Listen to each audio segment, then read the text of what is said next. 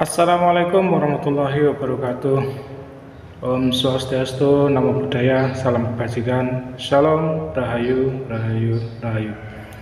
Jumpa lagi dengan saya, Mas Kemambang, di channel Mas Kemambang. Kali ini saya akan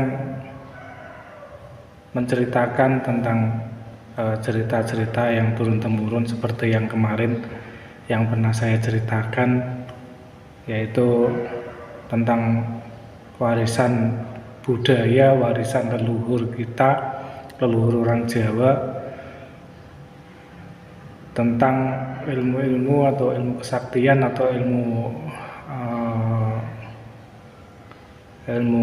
kuno lah, ilmu orang dulu.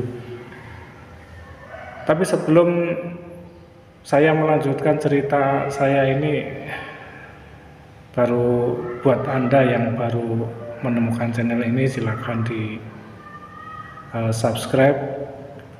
Apabila Anda baru datang, baru menemukan channel saya ini, dan tidak lupa saya mendoakan kepada para subscriber saya dan juga semuanya penonton video saya, semoga kalian semuanya sehat selalu, selalu diberi keberkahan, selalu diberi kemudahan, dilancarkan rezekinya, dimudahkan segala urusannya. Yang rezekinya masih seret, mudah-mudahan lancar. Yang lagi sakit, semoga diangkat penyakitnya. Dan yang mendapatkan kesulitan, semoga diberikan jalan yang termudah. Dan kali ini saya akan bercerita tentang dua ilmu ya, masih satu jenis lah, yaitu Haji Bolo Sewu dan Bantung Bondowoso. Dalam cerita kakek saya, kakek saya, mbah-mbah saya ya, dan paman-paman saya juga menceritakan. Ini saya mendengar cerita ini juga dari mereka, dan mungkin mereka pun tidak pernah menyaksikan kehebatan ilmu ini, tapi mereka sudah menceritakan karena mungkin dulunya juga sudah ada yang punya. Makanya mereka ini bisa bercerita tentang ilmu Haji Bolo Sewu. Ya mungkin buat Anda yang orang-orang sekarang, anak-anak sekarang mungkin nggak tahu ya ilmu ini ilmu apa, Haji Bolo Sewu ini. Kalau dalam cerita wayang, ya dalam cerita wayang ada itu yang punya itu siapa namanya, tokoh wayang namanya Jagal Abilowo. Bukan Jagal Abilowo, siapa lupa saya.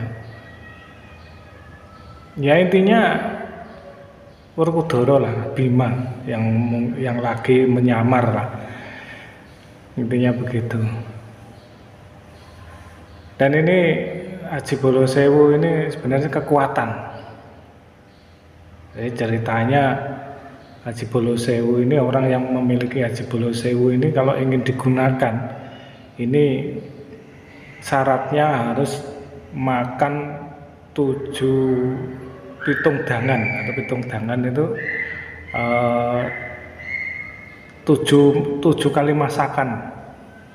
Ya kalau zaman dulu kan menggunakan kukusan, orang masak zaman dulu kan pakai kukusan tuh.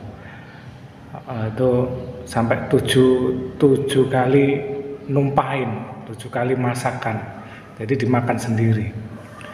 Ini ceritanya kalau mau ilmu ini mau digunakan, ini biasanya untuk mengangkat beban berat biasanya.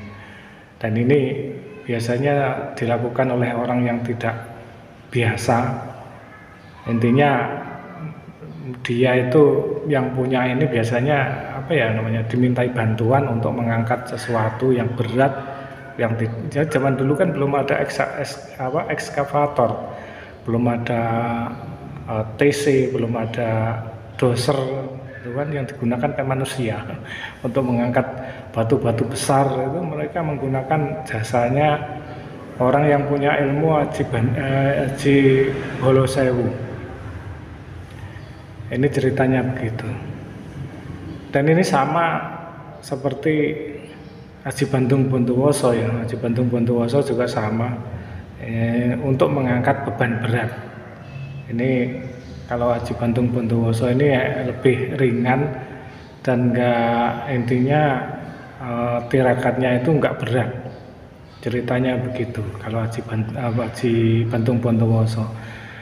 Lain dengan Aji Bolosewu. Kalau Aji Bolosewu ini biasanya yang menggunakan ini, yang pernah menggunakan Bondowoso, Bantung Bondowoso. Ini dia disuruh membuat candi 1000 candi oleh Loro Jonggrang, dan dalam waktu semalam 1000 candi ini sudah terbangun, sudah berdiri semuanya. Ini karena berkat si Bantung Bondowoso ini mengerahkan ilmu Bolosewu. Dan Bolosewu ini sebenarnya bukan tenaganya sendiri, yaitu tenaganya makhluk halus atau jin-jin yang digunakan untuk membantu si orang yang punya Aji Bolosewu ini.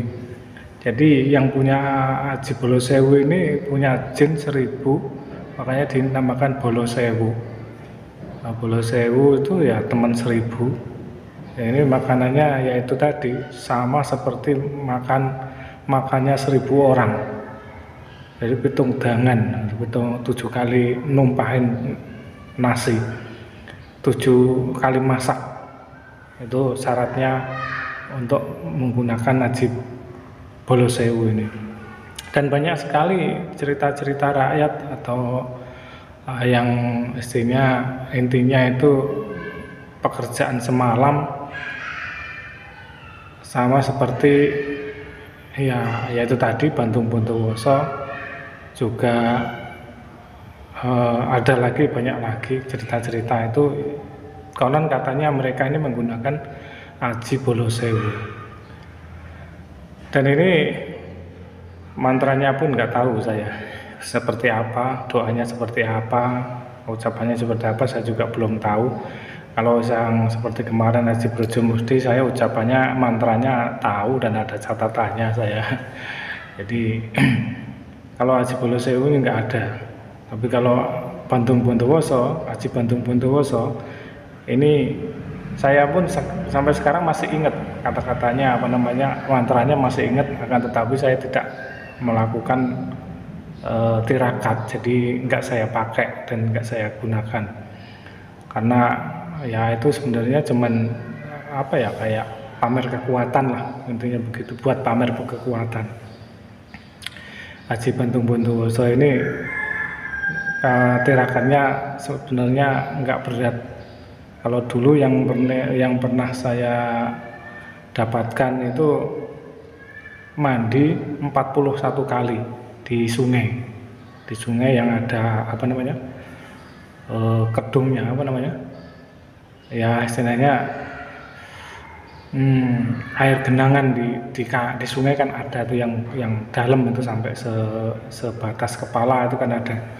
Itu semalam itu mandi 40 kali dan doa ini dibaca, mantranya dibaca ya 41 kali juga. Nah, ini kalau saya tidak salah, ini saya masih ingat juga mantranya, cuman nggak saya pakai, nggak saya tirakati jadinya. Jadi intinya nggak punya lah saya, intinya begitu. Cuman saya pernah punya catatannya dan saya masih ingat. Itu cuman saya mendengar sekali baru ingat. Kalau orang Jawa itu memberikan ilmu itu kan tidak boleh dicatat, jadi diucapkan langsung tirukan sampai apal. Itu kalau orang Jawa memberikan ilmu pada muridnya atau pada cucunya. Itu untuk Aji Bolosewu dan Aji Bantung Bondowoso ini sama, katanya kegunaannya untuk mengangkat beban berat, karena zaman dulu memang belum ada ekskavator atau alat berat untuk mengangkat beban berat. Jadi manusialah yang digunakannya. Seperti ya intinya bangunan-bangunan yang tinggi-tinggi, bangunan yang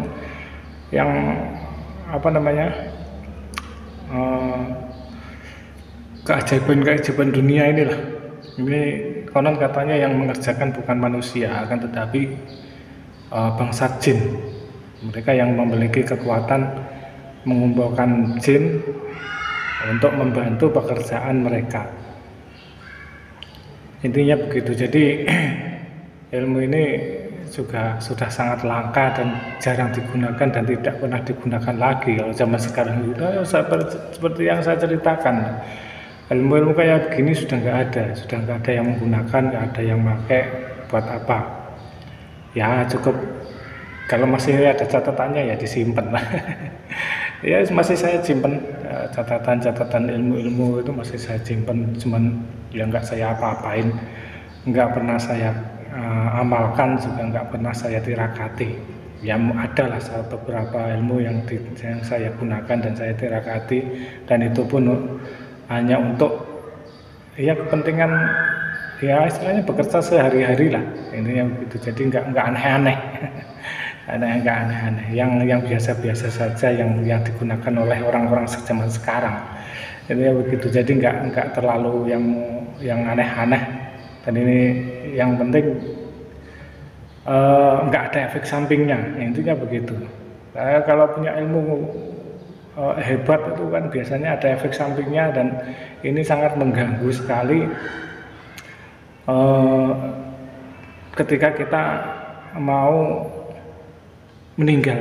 Ini ya, kebanyakan orang yang punya pegangan, yang sudah ditirakati, apalagi tirakannya yang sudah berat-berat itu sudah menyatu dalam dirinya, itu akan sulit sekali untuk dilepaskan, dan ini akan mengganggu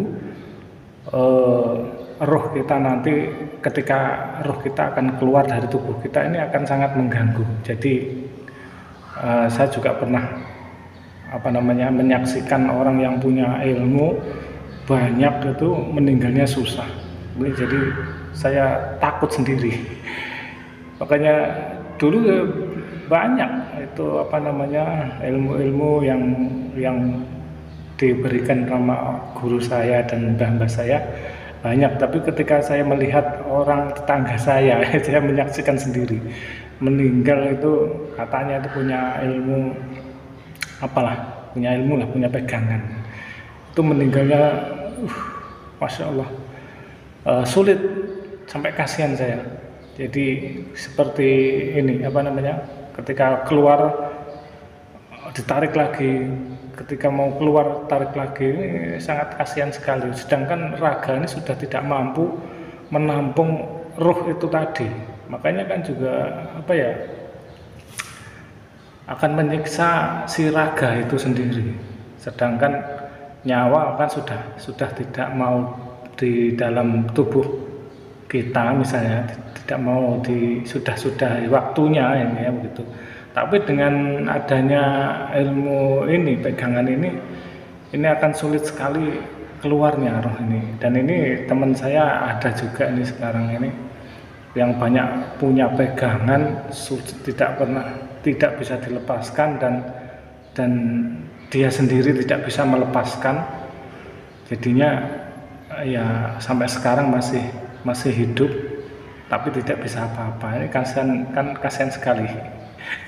Makanya ya nyari ilmu yang biasa-biasa saja. Oke, terima kasih. Mungkin cerita kali ini cukup itu saja. Nanti akan saya ceritakan lagi, masih banyak lagi. Jadi buat Anda yang masih ingin mempelajari ilmu-ilmu ini, harap dipertimbangkan. Jadi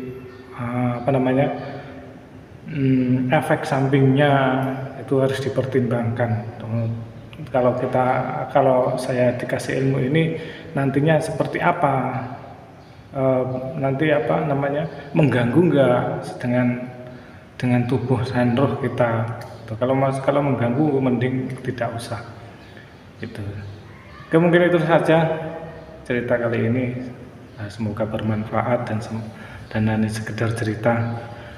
Mungkin teman-teman subscriber saya ada yang punya cerita, ya silahkan diceritakan atau berkomentar. Oke, terima kasih. Assalamualaikum warahmatullahi wabarakatuh.